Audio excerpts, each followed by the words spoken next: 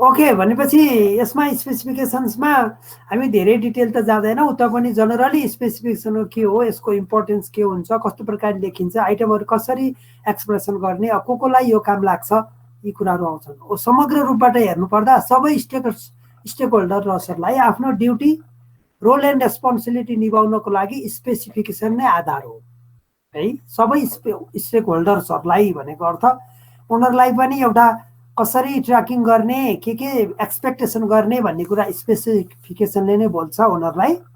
कन्ट्र्याक्टरलाई त काम गर्ने बेसिस हो, यसैको आधारमा डिट्टो यसलाई के अरे चाहिँ एप्लाई गरेरै काम गर्नुपर्ने हुन्छ र पेमेन्ट लिने बेलामा पनि यसैको आधारमा दिनुपर्ने हुन्छ। कहीँ कन्फ्लिक्ट भयो अथवा त्यसबाट केही विवादहरू आए अथवा लिगल एक्सन हुनु पर्यो भने पनि यसलाई नै आधार मानिन्छ, त्यही आधारको डिसिजन हुन्छ होइन। भनिसके पछाडि हामी एउटा सिभिल इन्जिनियरिङ पार्टकोले स्पेसली स्पेसिफिकेसन्सलाई हाम्रा कन्स्ट्रक्सन रिलेटेड कामहरूको लागि स्पेसिफिकेसन के हो राम्रोसँग बुझेर यसलाई अक्षरशः पालना गर्नुपर्छ। We have to implement it, we have to apply it completely भन्छौँ है। अब definition, specification is the document where the level of intended quality है, level of intended quality is specified, कस्तो क्वालिटीको काम गर्ने हो भनेर त्यहाँ व्याख्या हुन्छ। यो एउटा डकुमेन्ट हो।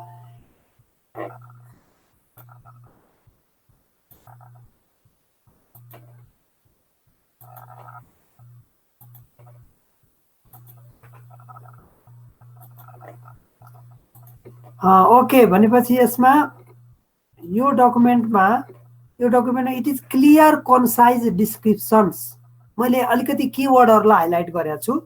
क्लियर कन्साइज डिस्क्रिप्सन्स भनेको चाहिँ क्लियर त हुनै पर्यो, वर्डहरू पछि पनि व्याख्या हुन्छन्। अब कोही त दुई अर्थ लाग्ने वर्डहरू हुन्छन् होइन, त्यो हुनु भएन, क्लियर हुनु पर्यो।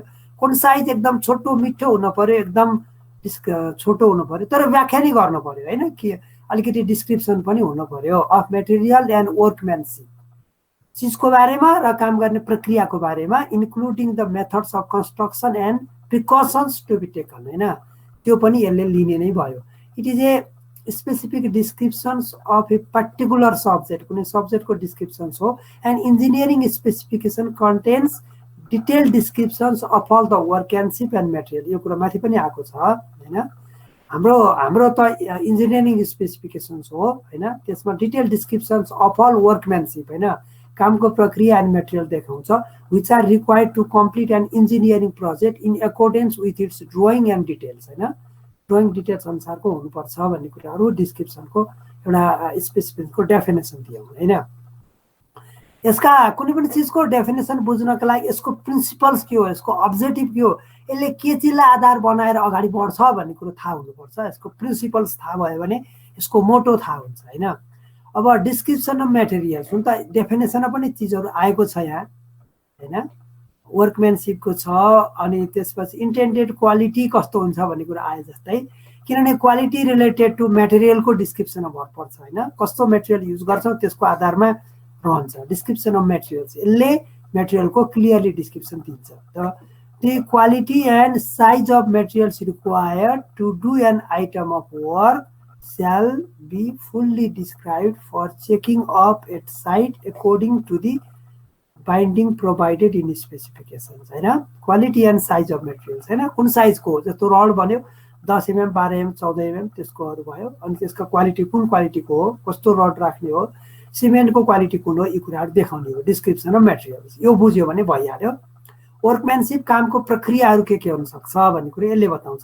Complete description of workmanship, the method of mixing to the proportion, जस्तै कस्तो प्रोपोर्सनमा कति प्रोपोर्सनमा मिक्सिङ गर्ने होइन, cement sand coarse aggregate fine aggregate cement कुन प्रोपोर्सनमा कसरी मिक्सिङ गर्ने त्यो कुराहरू। द मेथड अफ लेइङ गर्ने कसरी, इच एन्ड एभ्री डिटेलिङ हुन्छ क्या है। कुनै प्रडक्ट क्वालिटीको प्रडक्ट निकाल्नको लागि अथवा प्रडक्टको क्वालिटी डिपेन्ड्स अपन दि केमा भर पर्छ अरे, उसको वर्कम्यानसिपमा भर पर्छ, मेटेरियल्समा भर पर्छ, मेथोडोलोजी अफ एप्लाई अथवा मेथोडोलोजी अफ लेइङमा भर पर्छ, सबै चिजको भर पर्छ होइन। त्यसै कारण हामीले method of laying, preparation of base or surface, compaction, finishing and curing ETC सबै कुरा यहाँ आयो। Specifically applicable to the item of work shall be clearly stated in different clause हैन डिफरेन्ट क्लजमा वर्कम्यानसिप भन्नाले यी सबै चीज पर्ने भयो अब यसै अन्तर्गत फर्दर अझै के आयो त टुल्स एन्ड प्लान्स हुन त माथिपट्टि हामीले डेफिनेसनमा यी कुराहरु आका थिए त्यसलाई अलिकति हामीले हाइलाइट प्रिन्सिपलमा गर्यौं टुल्स एन्ड प्लान्सहरु कुन कुन टुल्सहरु युज गर्ने कस्तो प्लान्ट्सहरु युज गर्ने भन्ने कुरा पनि व्याख्या गर्छ यसले the tools and plants to be engaged to carry out the work shall be described हैन method of operation and by whom to be supplied shall be stated यो पनि त्यहाँ लेखिन्छ प्रोटेक्सन अफ न्यू वर्कहरु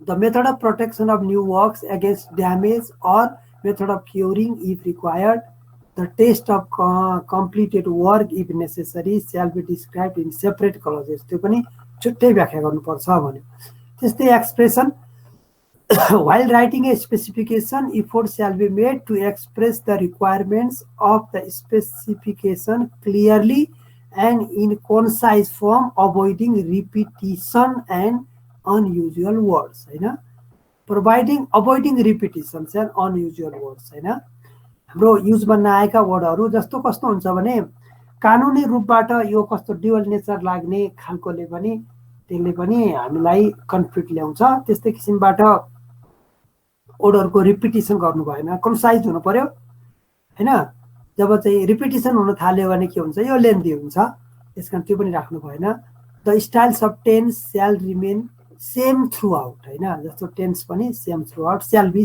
यसरी लेखिन्छ हैन एउटा तलदेखि माथिसम्मको एउटै थ्रु आउटमा एउटै बनाइन्छ clauses of specification as far as possible the clauses shall be arranged in the order in which work shall be carried out order मा क्लजहरु राख्नु पर्यो हैन जस्तो 2.1 2.2 त्यसरी विभिन्न क्लजहरु मिलाउँदा this does not mean to follow the works according to the order of arrangement but it facilitates references हरु कुन कसरी युज भएको छ त्यसलाई facilitates गर्छ यो क्लजहरुले हैन while framing clauses for quality of materials workmanship tools and plants etc practical possibilities shall be realized हैन practically युज हुने चीजहरुलाई हामी राख्नु पर्यो यसरी यहाँ चारवटा अगाडिपट्टि दुईटा हाम्रो प्रिन्सिपल्स आए हैन प्रिन्सिपल्स अफ स्पेसिफिकेशन्स अब यसमा आयो पर्पज वास्तवमा हाम्रो डेफिनेसन भइसक्यो यसको प्रिन्सिपल भइसकेपछि प्रपोज त लगभग यसले बताउन सक्छ तै पनि किन स्पेसिफिकेसन चाहियो भन्दा the cost of unit quantity of work is governed by its specification हैन स्पेसिफिकेसन ले कस्ट अफ युनिट क्वान्टिटी हैन हैन कति कस्ट बुझाउने कति कस्ट लाग्छ भन्ने कुरो पनि स्पेसिफिकेसनले बुझाउँछ त वर्क कस्टको कुरा आयो एउटा प्रपोज हैन कस्टलाई आइडेन्टिफाई गर्नलाई स्पेसिफिकेसन चाहियो a work is carried out according to its specification and the contractor is paid for the same स्पेसिफिकेसनको आधारमा पेड गरिन्छ कन्ट्र्याक्टरले त्यसकारण पनि यसको आवश्यकता भयो any change in specification changes the tendered rate हैन स्पेसिफिकेसन चेन्ज भएपछि त्यसको टेन्डर रेट पनि चेन्ज हुन्छ the necessity of specification is to verify and check the strength of materials हैन मटेरियलको स्ट्रेन्थहरु यो कतिको छ छैन भन्नलाई स्पेसिफिकेसनको आधारमा हामीले चेक गर्न सकिन्छ हैन or a work involved in a project. Specification is an essential contract document and is required for arbitration or court cases. भन्नाले कहीं आर्बिट्रेसन भयो कोर्ट केसेस भयो अथवा कन्फ्लिक्ट आयो भने त्यसको लागि त्यो चाहिँ समाधान गर्ने काम चाहिँ स्पेसिफिकेसन हो स्पेसिफिकेसन फलो भएको छ कि छैन त्यसको आधारमा अगाडि बढ्नु पर्ने हुन्छ हैन specification is necessary to specify the equipment tools and plans हैन त्यसको लागि पनि कस्तो इक्विपमेन्ट टुल्स प्लान्ट्स युज गर्ने भन्नलाई पनि स्पेसिफिकेसनले स्पेसिफाई गर्ने भयो त्यस्तै it is the guide for tender बिडरको लागि टेन्डरको लागि त्यसपछि साइट इन्जिनियरको लागि म्यानुफ्याक्चरिङ एजेन्सीको लागि यो गाइड हो हैन टेन्डर बिडिङको लागि त यसै भइहाल्यो साइट इन्जिनियरले पनि यही हेरेरै उनीहरुलाई मोनिटरिङ इभ्यालुएसन गर्ने हो अनि म्यानुफ्याक्चरिङ एजेन्सीले पनि स्पेसिफिकेसनको आधारमा त्यही अनुसारका चीजहरु म्यानुफ्याक्चर गर्ने अथवा हामी जनरली के गर्छौं भने म्यानुफ्याक्चर भएर आएका स्ट्यान्डर्ड साइज स्पेसिफिकेसन लेख्छौं है साइजै नपाउने चीज स्पेसिफिकेसन लेख्न मिलेन त्यो चाहिँ हामी प्र्याक्टिस गर्छौं किनभने अलरेडी मार्केट छ मार्केटलाई एड्रेस गर्छौं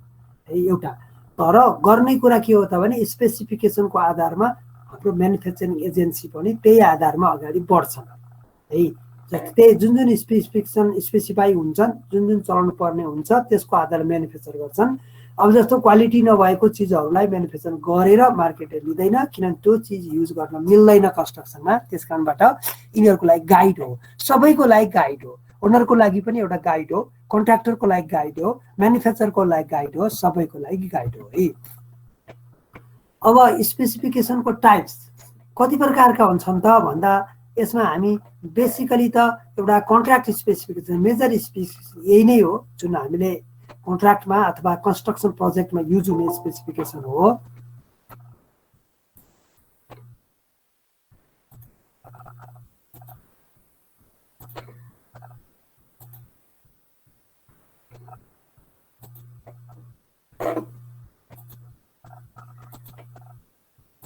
ओके, भनेपछि अब यसमा contract specification it is developed for a particular construction or project to accompany the working drawings. It is divided into two types हैन नि। कन्ट्र्याक्ट एग्रिमेन्ट्समा डिटेल र जनरल र डिटेल दुईटा स्पेसिफिकेसन्स हैन फर ए पर्टिकुलर कन्स्ट्रक्सन प्रोजेक्टको लागि, construction or प्रोजेक्टको लागि युज हुन्छ। Accompany the working drawings, working ड्रइङलाई फलो गर्दै यो चाहिँ कन्ट्र्याक्ट स्पेसिफिकेसन हुन्छ। त्यसमध्येमा general specification, the general specification is mainly suitable for estimating the project but do not from part of contract documents.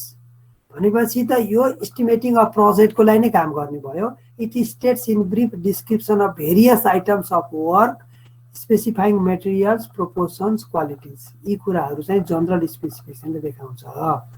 स्पेसिफाइङ material कुन कुन युज गर्ने, कति प्रोपोर्सनको युज गर्ने, कस्तो क्वालिटीको युज गर्ने भन्ने जनरल स्पेसिफिकेसनले देखाउँछ। It just draws the outline of nature and class of work. अब जब हामीलाई मेटेरियल्सको कस्तो कस्तो युज गर्ने, प्रोपोर्सन कसरी, क्वालिटी कसरी युज गर्ने भन्नुको अर्थ nature and class of work चाहिँ यसले दिने भयो। अब डिटेल स्पेसिफिकेसनमा this type of specification describes particular item of work in detail। particular item of work every technical डिटेलहरू यसले बताउनु भयो। यसले कस्तो मेटेरियल कति प्रोपोर्सन मात्र बतायो, त्यसको डिटेलिङ बताएन हैन। यसले चाहिँ के छ भने पर्टिकुलर आइटम अफ वर्कको डिटेल बताउँछ। It forms a part of contract document, त्यहाँ डिटेलिङ भएको हुनाले कन्ट्र्याक्ट डकुमेन्टको एउटा पार्ट हो। On reading this specification reader will get clear cut idea regarding the quality of material, workmanship and mode of payment पनि पुग्ने भयो। माथि चाहिँ nature and class of work बताउने भयो, यसले quality of materials, workmanship and mode of payment सबै दिने भयो डिटेल स्पेसिफिकेसनले है। एउटा चाहिँ हाम्रो कन्ट्र्याक्ट स्पेसिफिकेसन आयो। अब यही यो यसैमा प्रोभिजन अफ डिटेल स्पेसिफिकेसन्सहरू है। अब केमा डिटेल स्पेसिफिकेसनले के बताउँछ भन्ने चिज नै हो यो पनि। जनरल प्रोभिजन्समा, त्यसपछि टेक्निकल प्रोभिजन्स, त्यसपछि स्ट्यान्डर्ड प्रोभिजन, तीनटा प्रोभिजन हुन्छ डिटेल स्पेसिफिकेसन। अब जनरल भनेपछि it is a general condition contract and is applicable to work as a whole, EG water supply, electrical supply, sign board, lab, site अफिसका बारेमा व्याख्या गर्ने चाहिँ जनरल प्रोभिजन्स दिने भयो डिटेल स्पेसिफिकेसनको जनरल प्रोभिजन। त्यस्तै डिटेल स्पेसिफिकेसनको टेक्निकल प्रोभिजन भन्नाले यसमा describes in detail regarding the desired final product हैन, कस्तो आउँछ त, अर आइटम्स कस्तो निस्किन्छ। It describes the specification for the following, जस्तो स्पेसिफिकेसन फर मेटेरियल वर्कम्यानसिप पनि बताउँछ, स्पेसिफिकेसन फर पर्फर्मेन्स कस्तो हो त्यो पनि बताउँछ, स्पेसिफिकेसन फर प्रोप्राइटरी कमोडिटिजहरू हैन, कमोडिटिजहरू कुन कुन युज गर्ने पनि टेक्निकल स्पेसिफिकेसन आउँछ।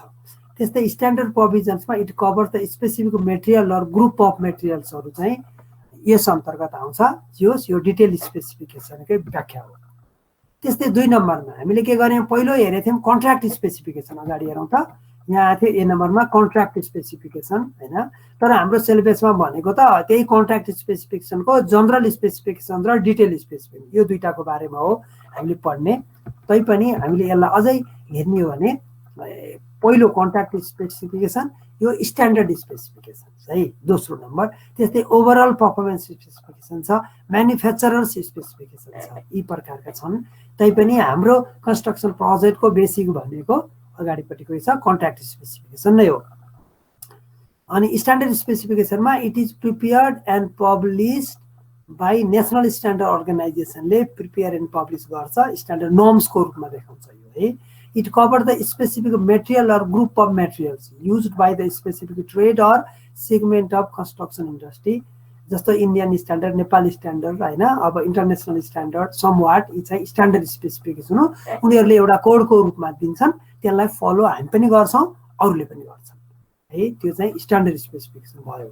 अनि ओभरअल पर्फर्मेन्स स्पेसिफिकेसन भन्नाले it is a document that specifies the overall requirements, over operational requirements होइन, कसरी त्यो काम गर्ने, operational requirements for a component or installation होइन, कुनै चिजको लागि अथवा कुनै मसिनहरू इन्स्टल गर्नको लागि अपरेसनल रिक्वायरमेन्टको कुराहरू यसले दिन्छ।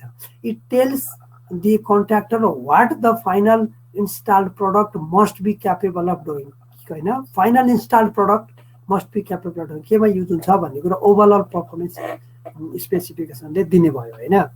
त्यस्तै म्यानुफ्याक्चरर्स स्पेसिफिकेसन भनेको छ, यो त प्रोडक्सन कम्पनीहरूले कुनै आउटपुट प्रोडक्ट आइसकेपछि उसले उसको क्वालिटीको बारेमा व्याख्या गर्ने हो। यो प्रोडक्ट आउँछ, आइसकेपछि लेख्ने चिज हो, यो त्यसमा टाँस्ने लेभल हो यो म्यानुफ्याक्चरर्स स्पेसिफिकेसन भनेको। It contains all the information that is needed to make the product होइन, एउटा के छन्, it describes the stages of manufacture and material needed using flowchart, diagrams, notes and samples. It is done once the final product has been developed. हामीले सुरुमै भनेको थियौँ final product आइसके पछाडि यो के गरिन्छ, यो चाहिँ तयार गरिन्छ र यो लेभलको रूपमा भित्रपट्टि राखिन्छ होइन, सबै स्पेसिफिकेसनहरू हेरिन्छ, त्यसको आधारमा उसले त्यो चिज कुन कहाँ कस्तो ठाउँमा काम लाग्ने हो स्पेसिफिकेसन हेरेर हामीले जज गर्न सक्छौँ। अब अर्को टपिक छ राइटिङ स्पेसिफिकेसन्स है। अब यो चाहिँ अलिकति लामो छ, हामीले स्पेसली स्पेसिफिकेसन लेख्नको लागि अब के अरे चाहिँ के चिजहरू त्यहाँ हुनु पर्यो एउटा स्याम्पलको रूपमा हामी यसमा अलिकति व्याख्या गर्छौँ होइन। अब स्पेसिफिकेसन लेख्नलाई के चिजहरू हुनुपर्छ भन्ने कुराहरू चाहिँ हामीले राइटिङ स्पेसिफिकेसनमा हामी देखाउँछौँ।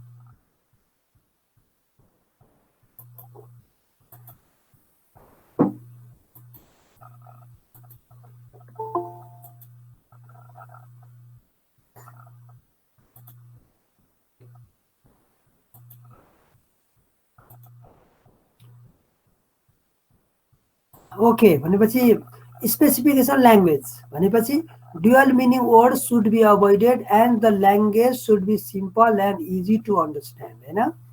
पहिले भनियो दोहोरो अर्थ लाग्ने शब्दहरू त्यहाँ राखियो भने त्यो कोर्टहरूमा जाँदा अथवा विवादहरू हुन सक्छन्, त्यति बेला कन्फ्युजन हुन्छ। किनभने हाम्रो डिक्सनरीमा ड्युअल मिनिङ वर्डहरू धेरै हुन्छन्, तर त्यस्तो नभइकन क्लियरली त्यसको ब्राकेटमा व्याख्या गरेर लेख्नुपर्छ, simple and easy to understand त्यो चाहिँ राख्नु पर्यो होइन। जस्तो लिटरेचरहरूमा इङ्ग्लिस लिटरेचर, नेपाली लिटरेचरहरूमा कम्प्लिकेटेड वर्डहरू हुन्छन्, त्यस्ता वर्डहरू राख्नु मिल्दैन, simple and easy to understand चाहियो। ब्रिभिटी भनेको ब्रिफ हुन पर्यो होइन, धेरै लेन्दी व्याख्या गर्नु भएन। अब रिपिटिसन राखियो भने लेन्दी हुन जान्छ होइन, तर ब्रिभिटी भनेको एकदम समरीमा ब्रिफ लेख्नु पर्यो। Refer to national and international standard, जस्तो Nepali standard, Indian standard, British standard, code of प्र्याक्टिसको रिफर गरिन्छ। भन्न खोजेको मतलब जब यो फलो गर्ने भनिसकेपछि त्यहाँनिर धेरै लेख्नु परेन नि होइन, कोडमा जे छ त्यो चिज भइहाल्यो होइन। इन्डियन स्ट्यान्डर्ड अथवा इन्टरनेसनल स्ट्यान्डर्डलाई युज गर्ने भनेर भनिसकेपछि त्यो कोड अफ प्र्याक्टिस यसै पनि के भइहाल्छ, ब्रिफ भइहाल्यो होइन। त्यसपछि fairness, fair to all the पार्टिजहरू होइन, जस्तो स्पेसिफिकेसन लेख्दाखेरि कुनै प्रोडक्टलाई होइन कुनै पार्टीलाई मात्र एड्रेस हुने गरी उसँग ठ्याक्क म्याच गर्ने गरी उसकै क्राइटेरियालाई मात्रै छुने गरी लेखियो भने बायसनेस हुन्छ, किनभने उसले मात्रै एप्लाई गर्नु पाउँछ होइन। कुनै प्रोक्युरमेन्ट होस्, कुनै मेटेरियल किन्दा होस् अथवा खरिद गर्दा होस् अथवा काम गराउँदा होस्, किनभने हाम्रो त के अरे चाहिँ कन्स्ट्रक्सनमा त के हुन्छ त भन्दा धेरै प्रकारका प्रकृतिका काम हुन्छन् होइन। त्यसले गर्दा कुनै पार्टिजलाई पनि एउटा काखरा पाखा गर्नु हुँदैन, fair to all the parties हुनु पर्यो। Inclusion of items, all items affecting the cost should be included होइन। त्यहाँ चाहिँ सबै आइटमहरूको व्याख्या हुनुपर्छ, कस्टलाई असर गर्ने सबै आइटम्सहरूको व्याख्या स्पेसिफिकेसनमा लेखिनुपर्छ। Standard size and pattern, size available in market भन्न खोजेको अर्थ मैले धेरै व्याख्या गरेँ, एकदम किवर्ड मात्रै मैले लेखेँ यहाँ। जस्तो रडको स्पेसिफाई गर्दा हामीलाई 10 mm 12 mm वा 14 mm को रडहरू एभाइलेबल छ भने होइन, 14 mm को रड भनेर लेख्न मिल्यो। 13 mm को एभाइलेबल छैन भने 13 mm को रड भनेर स्पेसिफिकेसन लेख्न मिलेन है। 13 mm यदि लेखिदियो भने त 12 कोले त राख्नु भएन, 14 को हाल्नु पर्यो, आखिर एक्स्ट्रा कस्ट भयो। पेमेन्ट फेरि 14 को पाउँदैन, 13 कै कस्ट अनुसार पाउने हुन्छ। तर त्यो स्ट्यान्डर्ड साइज नभएपछि त्यसले कन्फ्लिक्ट ल्याउँछ। Standard size and pattern, availability के छ कस्तो छ त्यो कुरालाई नै ख्याल गर्नु पर्यो होइन। हुँदै नभएको चिज राखिदिएर पनि भएन र साइज प्याटर्नको दिनु पर्यो। एउटा इनएप्लिकेबल टेक्स्टेजहरू, डिलिट इनएप्लिकेबल मेटेरियल्सहरू होइन।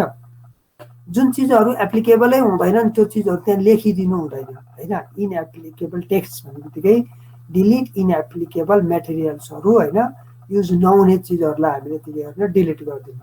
रिपिटिसन अफ इन्फर्मेसन अभोइडेड भनिदियो होइन, माथि पनि भन्यौँ यो ब्रिफ हुनुपर्छ भनेपछि रिपिटिसन अफ इन्फर्मेसन्स अभोइडेड भनिदियौँ त्यसमा होइन।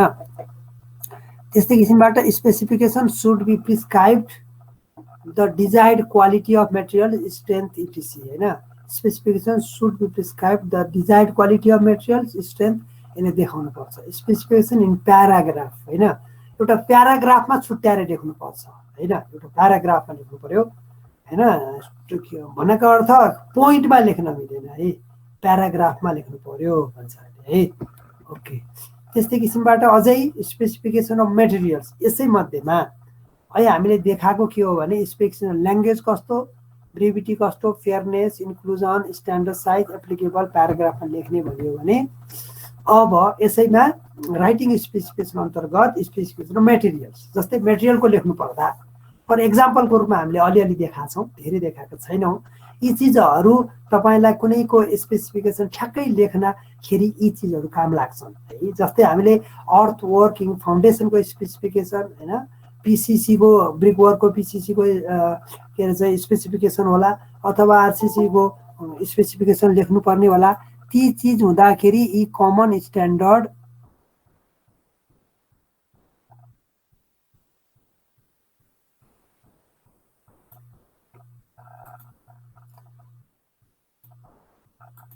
अब यी स्ट्यान्डर्ड चिजहरू काम लाग्छन्।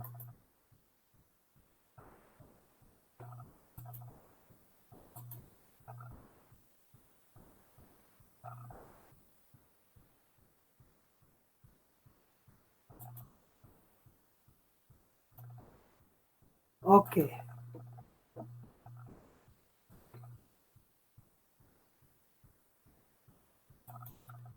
भनेपछि जस्तै ब्रिक स्याल come from two Nepal standard first class brick. अब यो क्लज 2035ले देखायो होला होइन, यिनीहरूको क्लज हुन्छ त्यहाँ।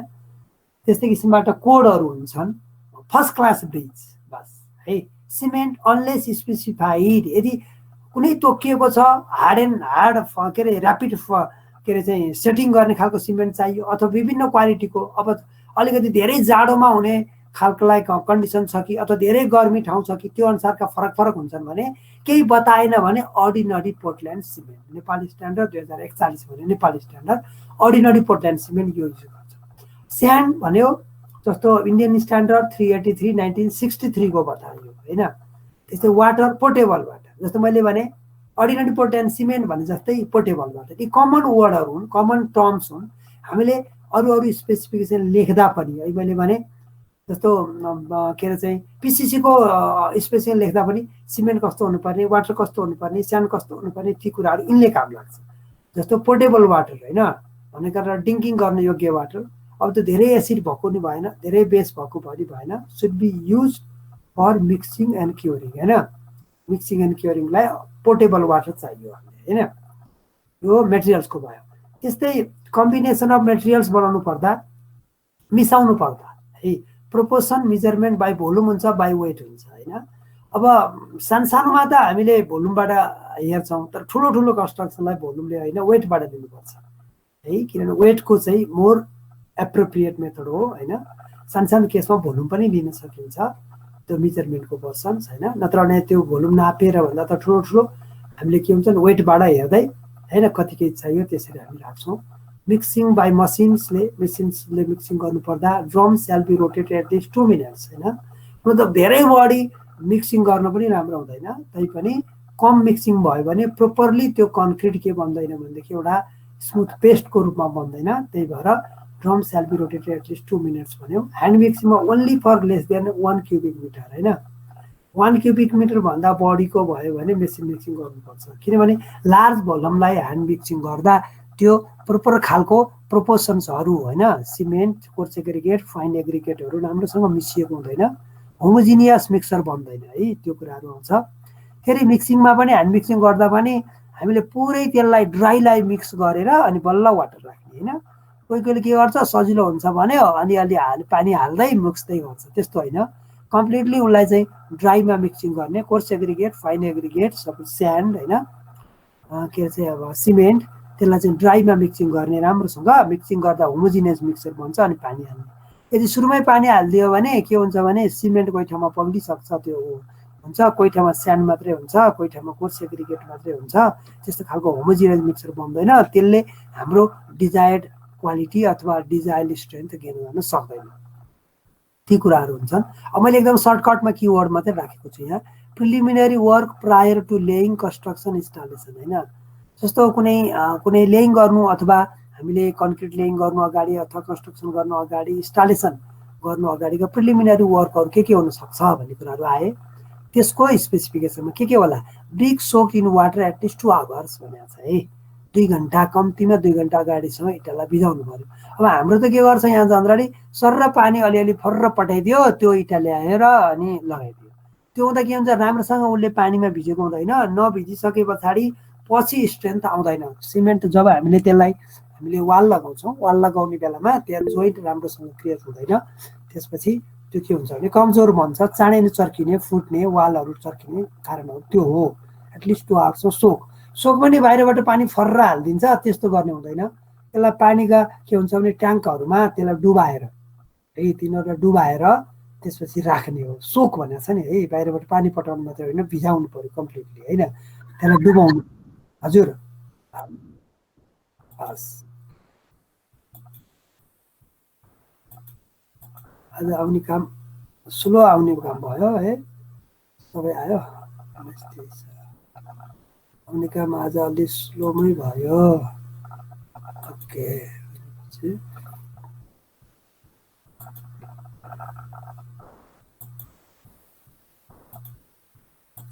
ओके भनेपछि त्यो भयो। Double scaffolding in case of face wall भने है, single in case of plaster गर्दा सिंगल स्क्याफोल्डिङ लगाए नि भयो होइन। डबल स्क्याफोल्डिङ फेस वालमा त्यहाँ एक्सिडेन्ट हुनसक्छ, त्यसले गर्दा हामीले डबल स्क्याफोल्डिङ लाउनु पर्यो होइन। प्लास्टर गर्दा त के हुन्छ अलरेडी बनिसकेको छ वाल छ, त्यसैमा राखेर गर्ने हो, सिंगलले पनि हुन्छ, त्यो कुराहरू आयो। त्यस्तै लेइङको कामहरू, लेइङ भनेको राख्ने काम।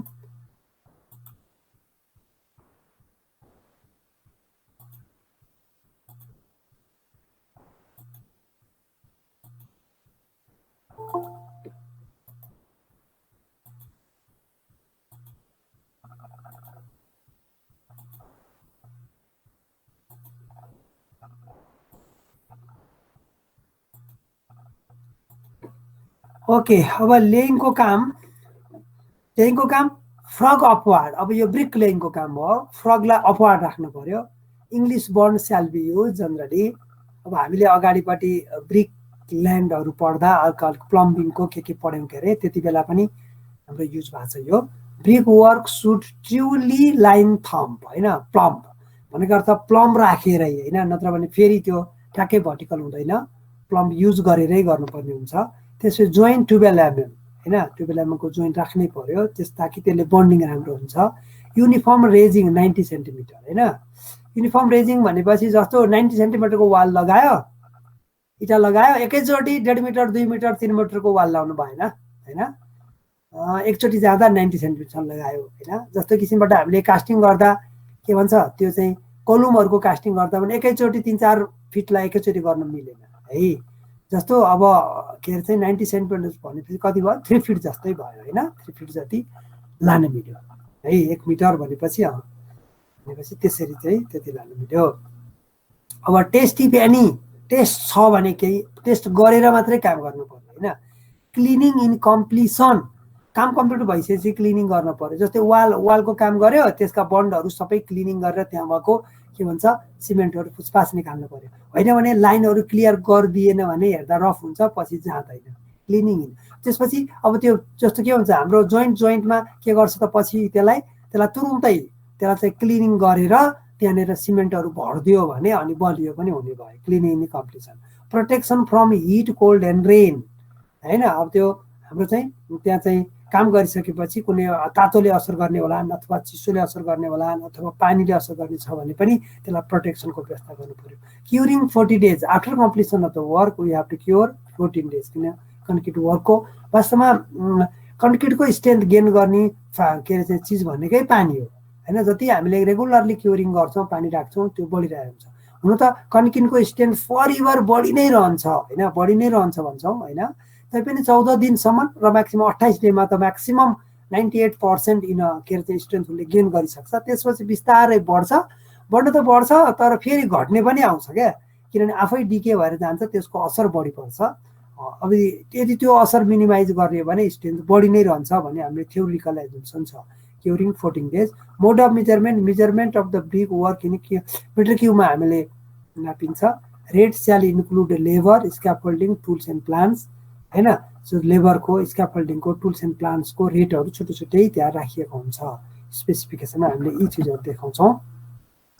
जस्तो एक्जाम्पल्स अफ स्पेसिफिकेसन्स भन्यो भने जनरली हामीले स्पेसिफिकेसनमा गर्ने भनेका हाम्रा के छ यो सिभिल इन्जिनियरिङ कन्स्ट्रक्सन वर्कमा पर्ने स्पेसिफिकेसन्सहरू यी छन्। जस्तै अर्थो र एक्सकाभेसन इन फाउन्डेसन मैले केही एक्जाम्पल 3वटाको एक्जाम्पल मैले चाहिँ यहाँ देखाइदिएको छु तल डिटेल होइन। त्यही पनि तपाईँहरूले यसलाई सर्र अलिअलि हेर्नु होला। अब चिजहरू त प्रायः जसो एउटाको लेखिसकेपछि अर्कोलाई धेरै जसो चिजहरू मिल्छन् त्यसका पार्टिकुलर आइटमहरू फरक हुन्छन्। तपाईँहरूले अलिकति सर्च गरेर यिनीहरूको लेख्नु होला किनभने हामीलाई कुनैको स्पेसिफिकेसन लेख भन्ने खालको क्वेसन पनि सोध्न सक्छ होइन। अर्थो र एक्सकाभेसन इन फाउन्डेसन अब त्यसको लागि के कुराहरू हामीले बुझ्नुपर्छ होइन। त्यहाँ के होला ट्रेन्च कसरी खन्ने स्क्याफोल्डिङ कसरी लगाउने कति हाइटको बनाउने मेजरमेन्ट पेमेन्ट गर्दा मेजरमेन्ट कसरी दिने होइन। फाइनल प्रडक्ट कस्तो खालको हुनुपर्छ भन्ने कुरा यहाँ होला होइन। त्यस्तै brick work in 184 cement motor होइन। ब्रिक वर्कमा आउने कुराहरू के कस्ता छन् यसो पनि व्याख्या त्यही अनुसारको हुन्छन् होइन।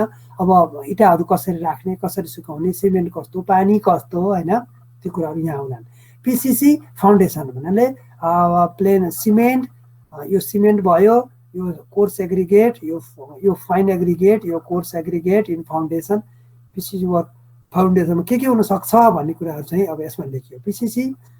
अब यस्तै पिसिसी इन आरसिसी वर्क होइन। प्लेन सिमेन्ट भयो आरसिसी वर्कमा प्रयोग गर्ने यो चाहिँ cement course aggregate fine aggregate त्यो राख्ने काम हो। त्यसै स्टिल रेन्फोर्समेन्टमा के कुरा ध्यान दिनु पर्ला त्यसमा होइन।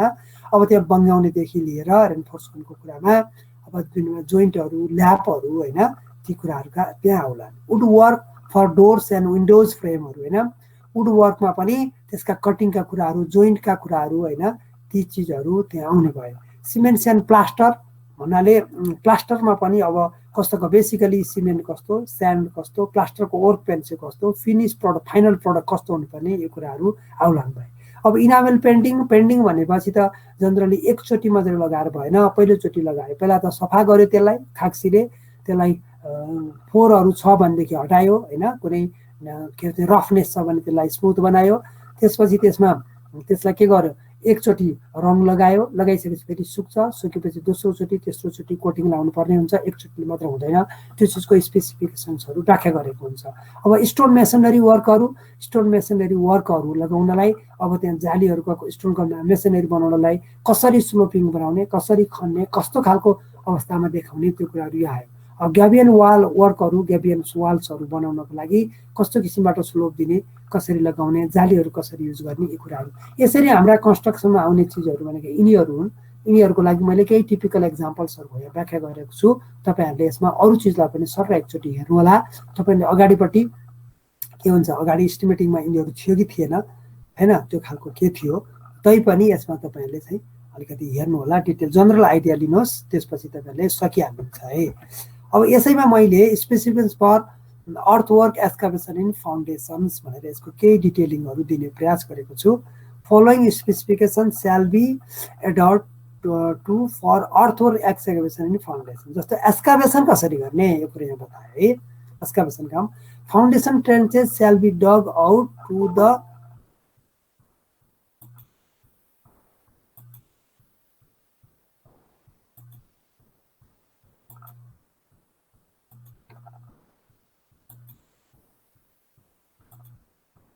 Okay, foundation trenches shall be dug out to the exact width of foundation concrete. Hey, के छ trenches खाल्टो खन्नु पर्यो, shall dug out exact width of foundation concrete हैन, धेरै ठुलो फाउन्डेसन खन्नु हुँदैन भन्छ यसले। exact width of foundation concrete, sides of foundation shall be vertical है।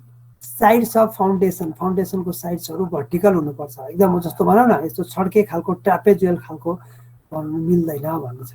पेमेन्टमा नि के गर्छ भने ठुलो फाउन्डेसन खन्यो भने ठुलोकै पैसा दिँदैन है। पैसा नाप्दा के गर्छ भने ठ्याक्कले भर्टिकली हेरेर रेक्टेंगुलर फाउन्डेसनको हिसाब गरेर पैसा दिनुपर्छ हैन, नाप्दाखेरि हैन। Sides of foundation shall be vertical हुनु पर्यो। त्यसपछि if the soil is not good and does not permit vertical sides हैन, सोइल गुड छैन र भर्टिकल खन्न मिल्दैन भने the side should be sloped back or protected with timber shoring हैन। Timber गाड्यो, टिम्बरको सोरिङ गाडेर अनि फाउन्डेसन खन्न पर्यो है, त्यस्तो खालको खन्न पर्छ।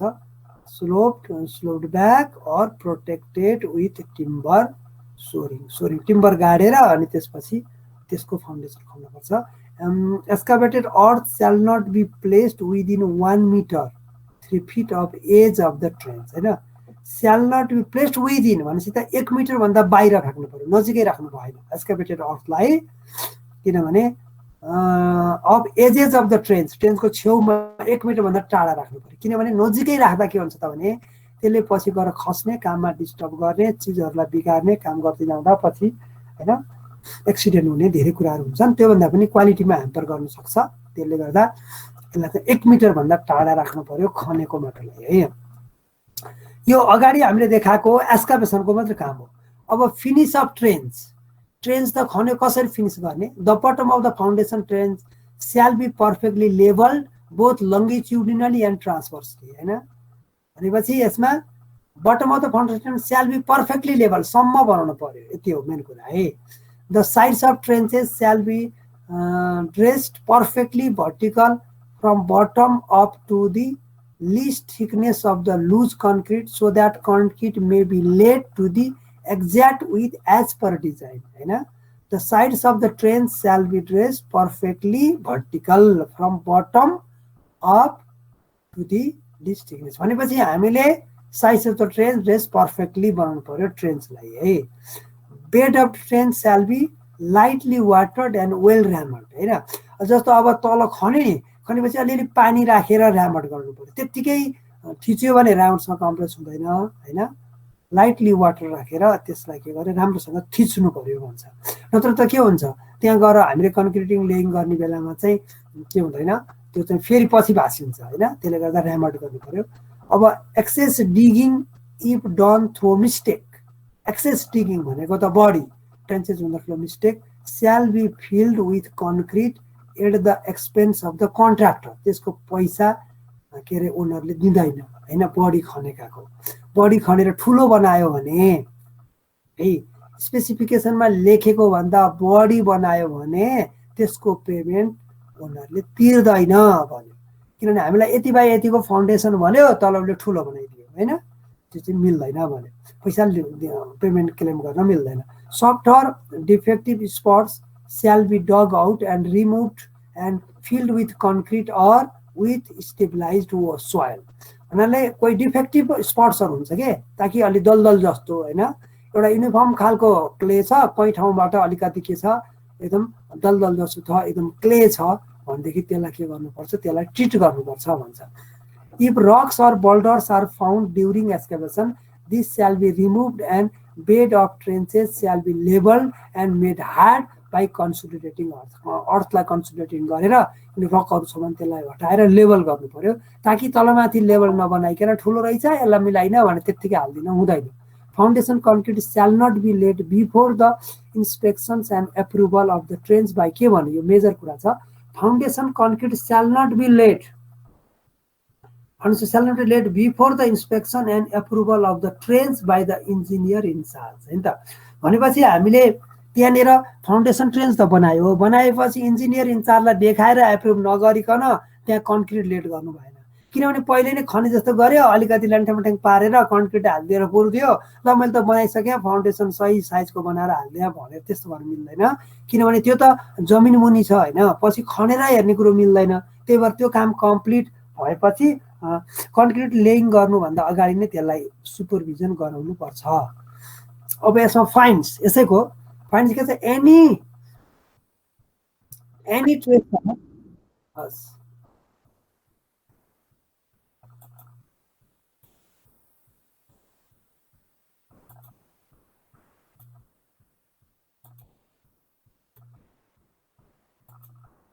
अब यसमा के भन्छ, any treasure and valuables or materials found during the excavation shall be the property of government. है त, भनेपछि त यो गर्भ भन्नाले फाउन्डेसन खन्नु भनेको जमिनको गर्भभित्र भएका कुनै प्रपर्टी भ्यालुएबल चिजहरू, कुनै मूर्ति होला कुनै भ्यालुएबल्स हैन, त्यो चिज केमा कसको हुन्छ नि त, प्रपर्टी अफ गभर्नमेन्ट, व्यक्तिको हुँदैन न, ओनर कन्ट्र्याक्टरको हुँदैन हुन्छ। फाइन्स भनेको एनी चिज पत्ता लगाएको we have to hand over, नर्म्समै लेखेको हुन्छ, स्पेसिफिकेसन लेखेको हुन्छ। Water in foundation, water if any accumulates in trench should be bailed or pumped out without any extra payment, है। पानी आयो भने त्यो फाल्ने काम चाहिँ त्यही भित्रै पर्छ, छुट्टै पैसा दिन मिल्दैन। Necessary precautions shall be taken to prevent surface water to enter into the drain. Necessary precautions जस्तो बाहिरको पानी भित्र गएर डिस्टर्ब गर्न सक्छ, त्यसलाई पनि नेसेसरी के गर्नु पर्यो, प्रिभेन्ट गर्नु पर्यो भन्छ। अब ट्रेन्च फिलिङ गर्ने काम, after the concrete has been laid, अब हामीले के गर्यौँ, हामीले कन्क्रिट फाउन्डेसन खन्यौँ, कन्क्रिट लेड भयो, त्यसपछि ट्रेन्चको फिलिङ हैन, त्यसपछि after the concrete has been laid masonry has been constructed, the remaining portion of the trenches shall be filled up with earth in layers of कति छ 6 inch 150 mm and watered and well rammed. Concrete has been laid, machinery has been constructed, the remaining portion of the trenches, है जस्तो बनाइसकेपछि त वरिपरि त अलिअलि बाँकी त रहन्छ, ट्रेन्चको त अलिकति खाडलहरु हुन्छ नि त बाहिरपट्टि हैन, पुरै ठ्याक्कै मिलेर आएको हुँदैन, तिनीहरुलाई के गरिन्छ त भने filled with earth in layers of 150 mm and watered and rammed, हैन 150 भन्नाले यसमा चाहिँ 150 mm एकैचोटी पुरै पूर्ण हुँदैन के हैन, filled with earth in layers of 150 mm हैन, 6 इंच जति एकचोटी बनायो, र्यामड गर्यो, वाटर डाल्यो, र्यामड गर्यो, फेरि त्यसरी पुर्नुपर्छ, एकचोटी घटघोटे पुर्दिएर माथिबाट हान्दियो भने त्यो राम्रोसँग के हुँदैन, कम्प्याक्ट गर्न सकिदैन, भोइड रहन सक्छ भनेर भन्यो।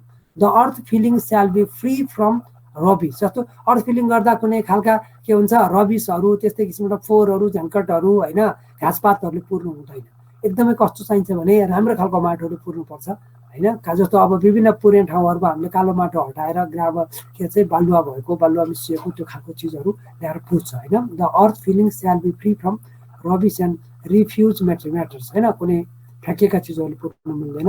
And all clods lumps of earth should be broken before filling, त्यो पहिला फाल्नु पर्छ भन्नु पर्यो। Surplus earth not required shall be removed and dispose गर्नु पर्यो। Site shall be levelled and dressed गर्नुपर्छ, यो चाहिँ वरिपरिको लेबल एन्ड ड्रेस बनाएर छोड्नुपर्छ। अर्थवर्क फाउन्डेसनका के छ नि हाम्रो स्पेसिफिकेसन यो छ है। अब यसैमा फेरि अब मेजरमेन्ट काम त गरियो, अब कसरी दिने त भन्ने कुरा आयो, पैसाको पेमेन्टको कुरा पनि यही लेखिन्छ। The measurement excavation shall be taken in cubic metres है, अथवा क्युबिक फिट क्युबिक मिटरमा हेरिन्छ। क्युबिक मिटर भोल्युम हेरिन्छ, भोल्युम भनेको लेन्थ ब्रेथ हाइट हेरिन्छ हैन। भोल्युम भनेको यसमा के छ विथ इन्टु, यहाँ मैले अलिकति व्याख्या भएको छ, विथ इन्टु डेप्थ इन्टु त्यसपछि गएर लेन्थ हो, तर त्यतिले मात्रै पुगेन, यहाँ अलि व्याख्या गर्नु पर्यो।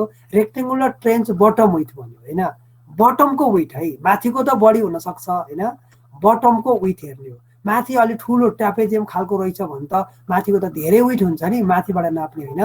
Rectangular trench bottom weight.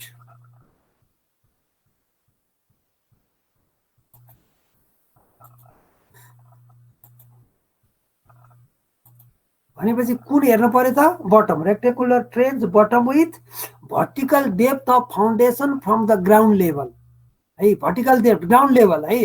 त्यहाँ माटो साटो भरेर अल्ग्लो भएको छ भने त्यहाँबाट डेप्थ हेऱ्यो भने त बढी हुन्छ नि त। अलरेडी भएको ग्राउन्ड लेभलबाट भर्टिकल डेप्थ कहाँबाट? ग्राउन्ड लेभलबाट। अनि यसको ट्रेन्च फ्रम बटमको विथ हेर्नु पर्यो। त्यसपछि लेन्थ अफ ट्रेन्चेस, यो त भइहाल्यो। यसरी भोल्युम निकालियो ताकि त्यहाँ केयरफुल हुनुपर्छ, होइन भने ठुलो ठुलो कन्स्ट्रक्सनहरूमा त धेरै फरक पर्छ के अरे चाहिँ त्यो अमाउन्टमा है। Don't consider extra volume due to sloping slides excavated by contractor for his own convenience होइन। उसले यस्तो खालको ट्रापेजियम खालको के अरे चाहिँ स्लोप बनाएर खनिदियो यस्तो खालको भने यसलाई चाहिँ के भन्छ? Do not consider extra volume. यो एक्स्ट्रा भोल्युमको पैसा दिन मिल्दैन, त्यो कन्ट्र्याक्टरले पे गर्नुपर्छ होइन। Rate shall be for complete work for 30 metre. यसमा लिड र लिफ्ट भन्ने दुईटा कुरा छ। Rate shall be complete work for, त्यो के हुँदो रहेछ त भनेदेखि 30 मिटर एउटा लिड र लिफ्ट होइन। एउटा चाहिँ के हुन्छ त लेन्थ र डिलिङ के अरे चाहिँ डेप्थ बाहेकको आधारमा यो चाहिँ 30 मिटर बाई 150 मिटरको एउटा रेट भयो। त्यसपछिको चाहिँ के हुन्छ त भने छुट्टै सेपरेट एक्स्ट्रा रेट हुन्छ है। यसको अर्थ जनरली एउटा मिनिमम रिक्वायरमेन्टसँगको एउटा रेट, त्यसपछि यहाँ स्पेसिफाई त गरेन, त्यो ठाउँ अनुसार हुन्छ। त्यसै कारण यहाँ के छ त भने 30 मिटरको लिड र यो लिफ्ट, लिफ्ट भनेको 150 यो डेप्थ सम्बन्धीको होइन, त्यसको आधारमा एउटा रेट हुन्छ।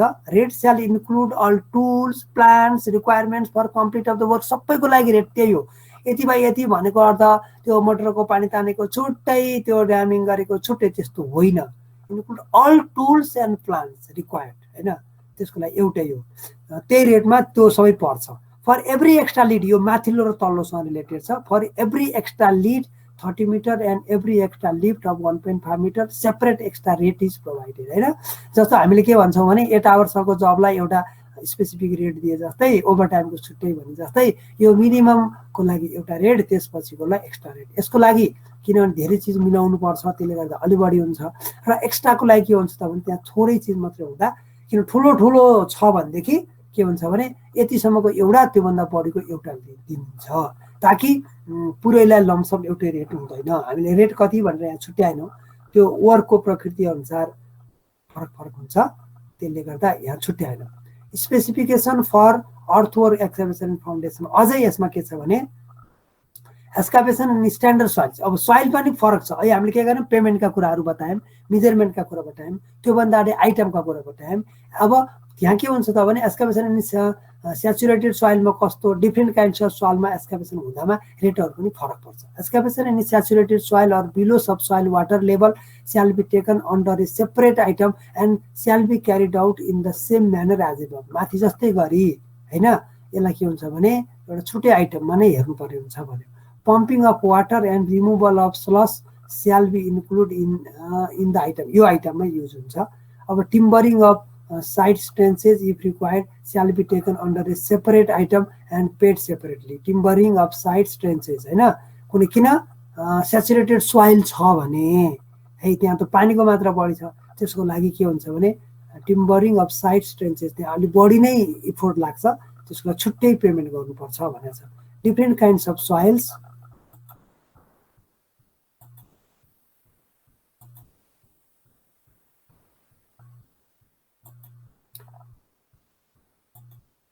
Okay different kinds of soils भनेपछि त्यहाँ डिफ्रेन्ट काइन्ड्स अफ सोइल संसारको फरक फरक पर्छ। Excavation and different kinds of soil mixed with the following item स्याल बी टेकन। जस्तै के हुनसक्छ त भने अब कङ्कर छ कि होइन, सफ्ट रक छ कि, डिकम्पोज रक छ कि, अथवा हार्ड रक छ कि। बेसिकली हामी कहाँ युज हुने भनेको, अरू त धेरै चिजहरू त्यति युज हुन्न, जनरली भनेको सफ्ट रक भयो एउटा, त्यसपछि कङ्करहरू हाम्रो ग्राभलहरू भएको एउटा भयो, डिकम्पोज रक अथवा हार्ड रक हैन छ भने त्यसको डिफ्रेन्ट रेटहरू हुन्छन् भनेको excavation shall be done on same principle as अब यिनीहरूको भए पनि गर्ने प्रक्रिया चाहिँ उही हो ताकि कसरी खाल्टो खन्ने कसरी भोल्युम नाप्ने कसरी पेमेन्ट दिने यी चिजहरू उस्तै हुन्छ भन्ने खोज्यो है। यसरी हामीले अर्थोल एक्सकाभेसनको हामी डिटेलिङ बतायौँ विभिन्न तरिकाले हैन। खन्नेदेखि पेमेन्ट गर्ने नाप्नेसम्मका सबै चिजहरू अलरेडी डिफाइन हुन्छन्। त्यसो हुँदा पछि कन्फ्लिक्ट आउँदैन। Specification for brick work masonry specification for brick masonry work in cement mortar है। अब यो सिमेन्ट मोटारको ब्रिक मेसनरीमा जस्तो फरक होला कुनै बाउन्ड्री वालको लागि र यो प्रोपोर्सन्स हैन सिमेन्ट मोटारको प्रोपोर्सन्सहरू फरक होला तर यहाँ तोकिएन। तैपनि specification for brick masonry cement मोटारमा the brick shall be a first class हामीले सुरुमै भनेका थियौँ first class regular in shape size and colour है। त्यो चाहिँ एउटा चाहिँ त्यो हुनु पर्यो। अर्को ब्रिक स्याड बी फ्री यो के गयो यो चाहिँ ब्रिक मेसनरी वालको हो नि त हैन। त्यसो त फाउन्डेसनको कुरो होइन त्यसकारण कलर पनि मिल्नु पर्यो सेप साइज सबै मिल्नु पर्यो किनभने साइज मिलेन भने त्यो वालको साइज पछि मिल्दैन। त्यसले गर्दा के हुन्छ त भने वाल सिधा हुँदैन बाङ्गो हुन्छ। त्यही भएर सेप साइज एन्ड कलर कुरा आयो। कलर त अब देखिने एक्सपोज हुने भएको हुनाले आयो। अनि फेरि अब त्यो उसको बर्नको आधारमा कतिको पाकेको छ इट्टा आधारमा कलर फरक पर्छ। त्यही भएर एउटै कलरको हुनु पर्यो। The brick should be free from defects cracks and swelling. कुनै त के हुन्छ पाक्दाखेरि कुनै ठाउँमा अलि उठेको हुन्छ स्वेलिङ भएको हुन्छ त्यो भएन भने अनइभन सर्फेस भयो भने पनि त्यसले वाललाई बिगार्छ। त्यसले गर्दा free from defects cracks and swelling of any kind. त्यसपछि shall be minimum crushing strength of 10.5 Newton per meter square, minimum crushing strength. The brick shall not absorb the water more than 1/6 of the weight of the brick. के भन्नु त 1/6 of the weight हैन। 1 KG को 6 KG इट्टा रहेछ भनेदेखि 1 KG भन्दा बढी पानी सोच्नु भएन। धेरै पानी सोच्नुको अर्थ त्यो राम्रोसँग पाकेको स्ट्रेन्थ भएको रहेन छ भन्ने बुझिन्छ। त्यही भएर shall not absorb water more than 1/6 भनेपछि त यी चिजहरूलाई त हामीले पहिला परीक्षण गरेर हेरेर टेस्ट गरेर मेटेरियलहरू ठिक छ कि छैन सबै टेस्ट गरेर इफ एनी टेस्ट त्यो चाहिँ हामीले चेक गर्नुपर्ने हुन्छ हैन। त्यस्तै the sand use shall be medium coarse clean sand medium coarse clean sharp त्यसपछि free from clay mica and other organic matter. वास्तवमा स्यान्ड भनेपछि त्यसमा के हुन्छ भने क्ले र माइका अर्ग्यानिक म्याटर्सहरू नभएको हुनु पर्यो। माटोमा नमिसिएको हामीले हेर्दा त्यो भनेको रिभरहरू कस्तो भने बगिरहेको खोलाकोबाट आएका बालुवा के अरे बालुवाहरू के हुन्छ भने त्यो चाहिँ क्ले फ्री हुन्छ। नत्र भने जनरली अरू अन्तबाट उठाएका त्यति राम्रो हुँदैन। तिनीहरूलाई त धोएर तिनीहरूलाई के हुन्छ स्क्रिनिङ गरेर के अरे सिब एनालाइसिस गरेर त्यसलाई धोएर अनि ल्याएको हुन्छ हुन त त्यसरी पनि युज हुनसक्छ अन्तको बालुवा भयो भने। द सिमेन्ट युज स्याल satisfy the requirement of bureau of Indian standard अथवा नेपाली स्ट्यान्डर्ड सिमेन्टको एउटा स्ट्यान्डर्ड मेन्टेन गरेको हुनु पर्यो। अर्डिनरी पोर्टल्यान्ड सिमेन्ट भन्छौँ हामी। The mortar is designated in specified proportion of cement and sand. Specified proportions भन्यो होइन त्यो हाम्रो रिक्वायरमेन्ट कति हो त्यो अनुसारको हुनु पर्यो होइन। जस्तो हाम्रो 1:3 हो 1:6 हो। जस्तो वालमा छ भनेदेखि के अरे चाहिँ अब बाउन्ड्री वाल छ भने 1/6 किलो होला। अलिकति इम्पोर्टेन्स वाल छ भने 1:3 1:4 को गरिएला होइन। सिमेन्ट र स्यान्डको proportion specified proportions of cement and sand designated आधारमा हुनु पर्यो। The materials are weighted or measured and mixed materials are weighted or measured in mixed on water tight platform after allowing bulkage of sand हैन। भनेपछि यसमा हामीले के छ water tight प्लेटफर्ममा त्यसलाई के गरिन्छ मिक्स गरिन्छ र त्यसलाई युज गरिन्छ। त्यस्तै bricks before laying shall be thoroughly soaked in water हैन। हामीले 2 घण्टासम्म भिजाउनु पर्छ भनेका थियौँ पहिल्यै। The bricks laid truly horizontal in course with frog upwards फ्रगलाई अपवार्ड पारेर राख्नु पर्यो। The bricks shall be raised 1 mm in height at the strength all around the building 1 mm height in the 1 mm in height भनेपछि एक 1 metre in height भनेपछि 1 मिटरको लाउँदै एकैचोटि धेरै अग्लो लाउनु मिलेन हैन। 1 metre in height at the strength all round the building हैन लाउँदै जानु पर्यो यसमा है। अलिकति लाएर अग्लो बनाइदिने फेरि उताको नलाउनु त्यस्तो भएन हैन। 1 मिटर सबैतिर लाउँदै गयो त्यसपछि फेरि उठायो त्यसो गर्नु पर्यो। कुनै ठाउँमा पुरै हाइटसम्म पुर्याइदियो, कुनै ठाउँ उठाउनु, त्यस्तो गर्नु हुँदैन है। के भन्छ चाहिँ यहाँ अलराउन्ड द बिल्डिङ होइन। Only fresh mortar within half our of cement motor, only fresh motor half hour, जस्तै घोलेको आधा घन्टा मात्रै त्यसलाई चाहिँ हामीले, जस्तो अहिले मसला बनाएपछि 3-4 घन्टालाई युज गर्नु भएन है। Only fresh mortar within half hour for cement mortar, the time for adding water shall be use होइन। त्यसपछि of adding water shall be use, पानी हाल्ने बेलाको टाइम है यो चाहिँ है, पानी हाल्नको चाहिँ बेलाको हो यो। हजुर हेलो, हजुर हजुर, नमस्ते नमस्ते। ए हजुर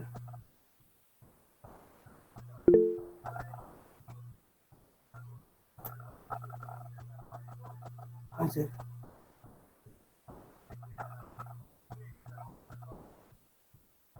के सम्बन्धी होला? म क्लासमा चाहिँ छोटो भन्नु त 1 मिनटमा सकाउनु त के छ लास्ट ल।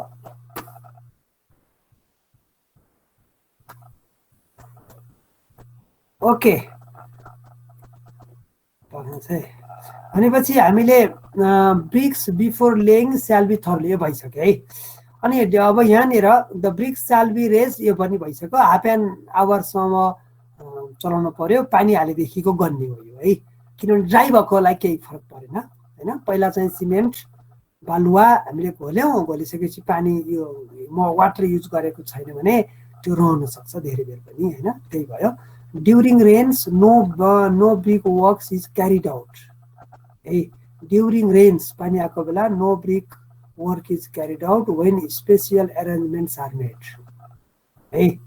No bricks is carried out when special arrangements are made होइन। भनेपछि अब त माथि सेडहरूको व्यवस्था केही गरेको छ भने गर्नु सक्यो, होइन भने रेडीमा रेन्स भएको बेला पर्खा लाउनु भएन, वाल लाउनु भएन। The bricks shall be kept wet for at least 10 days भनेपछि काम गरिसकेपछि भनेको छ होइन। Shall be kept wet for at least 10 days काम गरिसकेपछि त्यसलाई हामीले वाललाई हामीले वेट गर्नु पर्यो भन्छ है। ओके, त्यस्तै यहाँ छ फाउन्डेसनको specification for PCC work in foundation है। पिसिसी वर्क फाउन्डेसन, फाउन्डेसन खन्यौँ है हामीले, अर्थो एक्सकेभेसन गऱ्यौँ, अब त्यो चाहिँ पिसिसी राख्ने कुरा भयो होइन। अर्थो एक्सकेभेसन इन फाउन्डेसन भनेको थियो भने अब cement, course aggregate, fine aggregate, course aggregate, अब त्यहाँ राख्नको लागि हामीले के हुनु पर्यो भन्छ।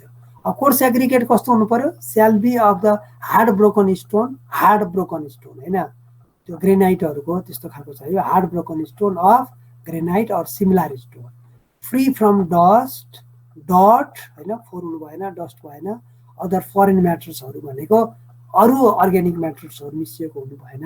त्यसपछि the stone blast shall be, अब त्यसमा चाहिँ हामीले के हुन्छ त भने कोर्स के अरे सिमेन्ट होला, स्टोन ब्लास्ट पनि युज गरिन्छ। द स्टोन ब्लास्ट एउटा सेन्डको रूपमा। Stone blast shall be of 20 mm size and smaller. All the coarse material should be retained in a 5 mm square mesh, त्यहाँ राखिन्छ होइन। 5 mm स्क्वायर मेसमा राखेर कोर्स मेटेरियलहरूलाई हामीले त्यहाँ रिटेन भएको हुनु पर्यो होइन।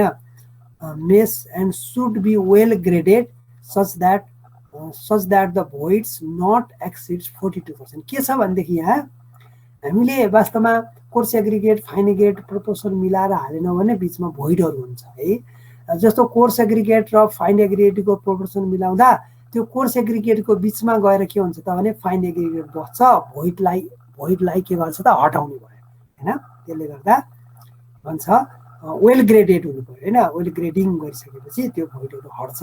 Such that the voids do not exceed 42%। अब त्यो बिचको भोइडलाई त सिमेन्टले सिमेन्ट जान्छ नि त पछि त 42 भन्दा होइन। 42% त बढी हुनु भएन। यदि धेरै भोइड भयो भनेदेखि के हुन्छ, सिमेन्टले त्यसलाई रिप्लेस गर्नु सक्दैन। त्यसले गर्दा यो कुरा क्लज राख्यो। Fine aggregate shall be of coarse sand consisting of hard, sharp and angular grains and shall pass through the screen of 5 mm। अब यो माथिल्लोमा 5 mm मा रिटेन गर्ने भनेको छ होइन। यो चाहिँ रिटेन भयो, 5 mm को बेसमा रिटेन भएर बसेका कोर्समा गयो, 5 mm बाट पास भएर गएका चाहिँ के भयो त हैन, पास भएर गयो हैन। यहाँ चाहिँ 5 mm स्क्वायर मेसबाट के भयो नि, पास भयो हैन, पास भएर गएको कोर्स फाइन एग्रिगेट भयो। sand shall be of standard specification, clean and free from dust, dirt and organic matters, माथिको जस्तै हो यो है, clean from dust, dirt and organic matter. Sea sand shall not be used, sea sand shall not be used भन्दै रहेछ है। अब यो चाहिँ हाम्रो रिभरहरुको युज हुन्छ। यसको अर्थ कुनै रहिरहेको पानीमा के हुन्छ त भने त्यहाँनिर त्यो अर्ग्यानिक म्याटर्सहरु बढी हुन्छ, त्यही भएर यसले यस्तो कुरा गर्यो हैन।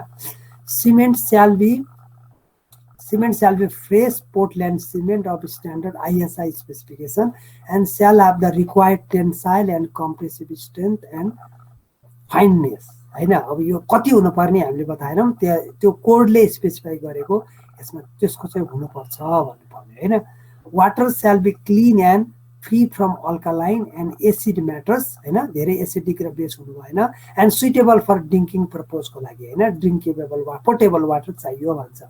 Proportions of specifications जस्तो यसमा 136 cement fine aggregate coarse aggregate by volume when specified हैन। अब यो त कति हो यसको PCC वर्क 136 को हो अथवा 124 को हो, कतिको हो त्यसको आधारमा हामीले प्रोपोर्सन्स चाहियो। अब यसैमा फेरि hand mixing shall be done on masonry platform or sheet iron tray मा गरिने भयो हैन। अब मसिन मिक्सिङमा stone ballast, sand and cement shall be put into cement concrete mixture to have the required proportions.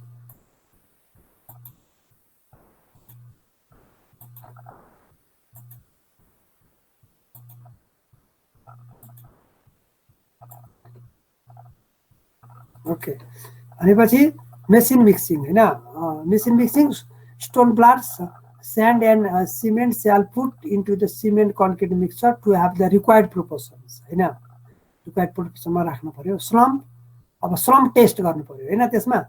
त्यसमा regular slump test should be carried out to control the addition of water and to maintain the required consistency. A slump of 7.5 centimeter to 10 centimeter may be allowed for binding work हैन। 7.5 to 10 centimetre सम्पिने हो है।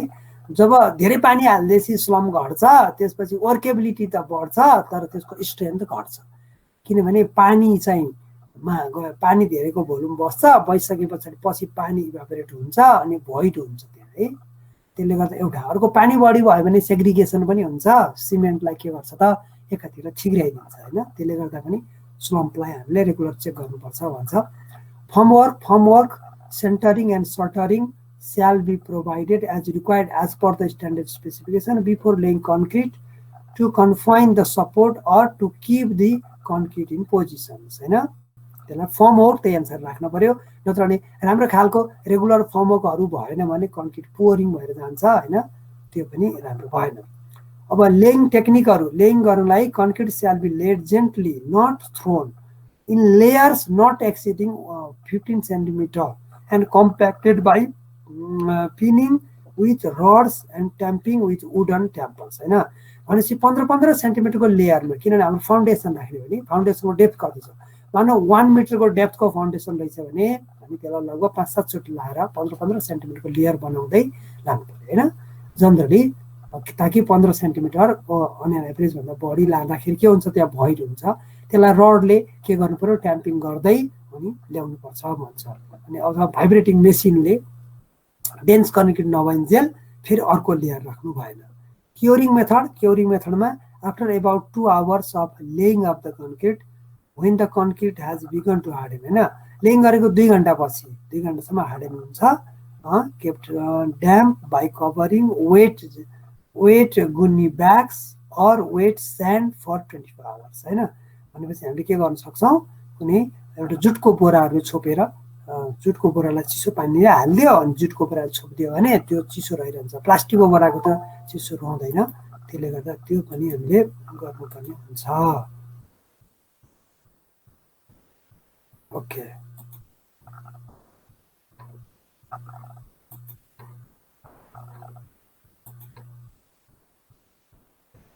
Okay, यसरी curing method पनि हामीले राख्यौं। अब यिनै हुन् है। यसरी हामीले कतिवटा हेऱ्यौँ त भने एउटा फाउन्डेसनको यो चाहिँ पिसिसी वर्किङ फाउन्डेसन, त्योभन्दा सुरुकोमा हामीले अर्थवुड एक्सकाभेसनका धेरै आइटमहरू हामीले त्यहाँबाट हेऱ्यौँ।